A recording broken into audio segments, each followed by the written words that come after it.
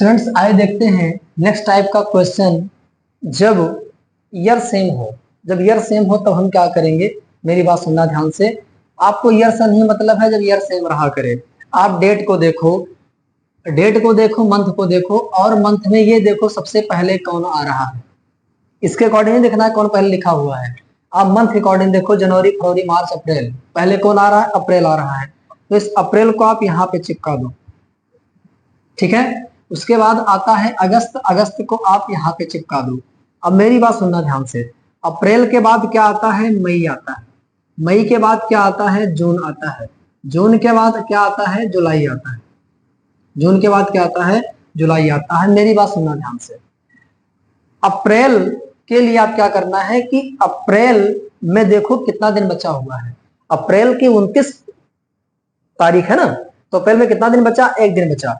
तो जो पहले मंथ आता है अगस्त अप्रैल में, पहले अप्रैल और अगस्त में देखा जाए, सबसे पहले अप्रैल आता है, तो अप्रैल में 29 अप्रैल हो चुका है, कितना दिन अप्रैल में बचा हुआ है, एक दिन बचा हुआ है। अगस्त में ये नहीं देखना कितना दिन बचा हुआ है, जो बाद में मंथ आता है उसका हमें यहाँ पे डेट लिखना है। जो पहले मंथ आता है उसके बचे हुए दिन को लिखना है, और जो बाद में मंथ आता है उसके हमें डेट को लिखना है। और अप्रैल से लेकर के अगस्त तक में कितने महीने आते हैं, मई जून जुलाई। अब कोडिंग आपको लिखनी है, मई कोडिंग क्या होती है, सुनना मेरी बात ध्यान से, इन चारों को छोड़ करके सबकी कोडिंग क्या होती है, 3 होती है, फरवरी को छोड़कर, फरवरी को छोड़कर और इन चारों को छोड़कर सबकी जो कोडिंग होती है वो होती है 3, ठीक है। तो क्या मई इसमें है, मई नहीं है इसमें, तो कोडिंग क्या हो जाएगी, 3 हो जाएगी। क्या इसमें जून है, हाँ जून है, इसकी कोडिंग हो जाएगी 2। क्या जुलाई है, जुलाई है, जुलाई उसमें नहीं है, उसकी कोडिंग होगी 3, मैंने यहाँ पे लिख दिया 3। अब इन सबको जोड़ लो, 3 1 4 2 6 3 9, 15 9 कितना हो जाएगा, 24। मैंने कहा था जब 7 से दिन ज्यादा हो तो भाग कर लिया करो 7 से, 7 से भाग करो, और ध्यान किस पे, 100 पर ध्यान दो, केवल और केवल किस पे आपको ध्यान देना है, आप किस पे ध्यान दो, केवल रिमाइंडर पे आप ध्यान दो। तो 7 को 24 से भाग करेंगे तो कितना आएगा, रिमाइंडर 3 आएगा। अब बात आती है कि 3 आगे जाए कि 3 पीछे जाए। तो अगस्त का दे करके अप्रैल का पूछा, मतलब कि पीछे का पूछा है, पीछे आ रहा है, अगस्त से अप्रैल में आ रहा है, तो 3 दिन पीछे जाएंगे। तो शुक्रवार के पहले कौन सा वार आता है, बृहस्पतिवार आता है, फिर बुधवार उसके पहले आता है, उसके पहले मंगलवार आता है, ठीक है ना। तो यहां पर कौन सा डे हो जाएगा,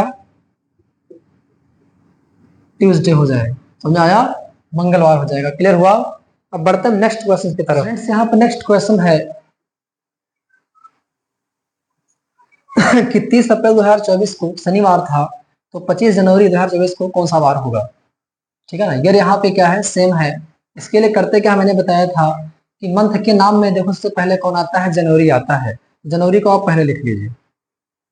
उसके जनवरी, जनवरी और अप्रैल से पहले कौन आता है, जनवरी आता है, बाद में अप्रैल आता है, तो अप्रैल को यहाँ पे लिख लो, ठीक है। अब मैंने कहा था जो पहले आता है उसके बचे हुए दिन को लिखो। जनवरी 31 की होती है, तो 25 6 31, मतलब कि जनवरी में भी 6 दिन बचा हुआ है, लिख लिया हमने। अप्रैल के डेट को लिखो, डेट को यहाँ पे लिख लो, जो अप्रैल का डेट है। बाद में आने वाले मंथ का डेट लिखिए, और पहले आने वाले मंथ का क्या लिखिए, बचे हुए दिन को लिखिए। अब जनवरी के बाद क्या आता है, फरवरी आता है, उसके बाद मार्च आता है, उसके बाद अप्रैल आ जाता है। अब मुझे बताओ कि 2024 लीप ईयर है कि नॉन लीप ईयर है, तो 2024 लीप ईयर है, तो लीप ईयर में कितना दिन होता है, 29 दिन होता है। तो इसको जब भाग करोगे 7 से, ठीक है, 7 चौक 28, कितना आएगा, 1 आएगा। मतलब कि लीप ईयर वाले फरवरी की, रट लेना इसको, लीप ईयर वाले, रटना क्या है, लीप ईयर में फरवरी 29 की होती है, 7 से भाग करोगे तो 1 आएगा।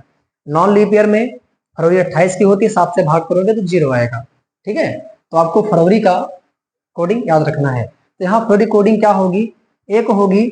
और मार्च, मार्च की कोडिंग क्या होगी, मार्च में 31 दिन होता है, तो उसकी कोडिंग क्या होगी, 3 होगी। मतलब उन चारों को छोड़ करके कोडिंग सबकी क्या होती है, 31 होती है, और फरवरी को भी छोड़ दिया जाए तो अब जोड़ लो सबको, 30 3 33 1 34 6 कितना हो जाएगा, 40, कितना हो जाएगा, 40। भाग करो 7 से, 7 25 कितना हो जाएगा, 35, कितना आएगा, रिमाइंडर 5 आएगा। पीछे जाओगे कि आगे जाओगे, अप्रैल का दे करके जनवरी का पूछा है, अप्रैल का दे करके जनवरी का पूछा है, मतलब कि पीछे आ रहा है, तो 5 दिन पीछे जाओ। चाहे 5 दिन पीछे जाओ, चाहे 2 दिन आगे जाओ, बात एक है, ध्यान रखना है। चाहे 5 दिन पीछे जाओ, चाहे 2 दिन आगे जाओ, तो शनिवार के बाद आता है रविवार, के बाद क्या आता है, सोमवार आता है, तो यहाँ पे सोमवार आ जाएगा। इस बात का ध्यान रखिएगा। यहाँ पे ईयर है सेम और डेट और मंथ का है डिफरेंट, ठीक है ना। डेट और मंथ क्या है, डिफरेंट है, ईयर सेम है। तो हम करेंगे क्या कि पहले कौन आता है, फरवरी आता है, तो फरवरी लिख लिया हमने। उसके बाद क्या आता है, मार्च आता है, तो मार्च लिख लिया हमने। फरवरी के जस्ट बाद मार्च आता है, कोई दिक्कत। 2005 क्या है, नॉन लीप ईयर है, ठीक है, टेंशन मत लेना, ठीक है। बाकी इसमें सबसे पहले कौन आता है, फरवरी, तो फरवरी की 25 तारीख है, और 2005 क्या होता है, नॉन लीप ईयर होता है, मतलब 28 दिन होते हैं। तो 25 तारीख है, 28 दिन होते हैं, तो कितना बचा, 3 बचा। और मार्च होता है 31 का, तो मार्च में हम बचे हुए दिन को थोड़ी लेते हैं, हम तो उसके डेट को लेते हैं, तो यहाँ पे डेट को ले लो। तो 25 दिन कितना हो जाएगा, 28, और 28 को 7 से भाग करेंगे तो क्या आएगा, 0 रिमाइंडर आएगा। मतलब एक को दिन आगे पीछे नहीं जाना है, मतलब क्या करना है, अगर जो है, ऐसा नहीं कि मतलब कोई दिन नहीं आएगा, आएगा, लेकिन आगे पीछे आपको नहीं जाना है, 0 आगे पीछे जाओ। तो 0 आगे पीछे मतलब क्या होता है, अपरिवर्तनशील, क्योंकि जो परिवर्तित ना हो, ठीक है। तो यहाँ पर क्या हो जाएगा, सोमवार हो जाएगा, मतलब यहाँ पर सोमवार हो जाएगा। आई होप क्लियर हो गया होगा। सो देखिएगा अच्छे से, एंजॉय कीजिएगा। So thanks to all of you for watching this video.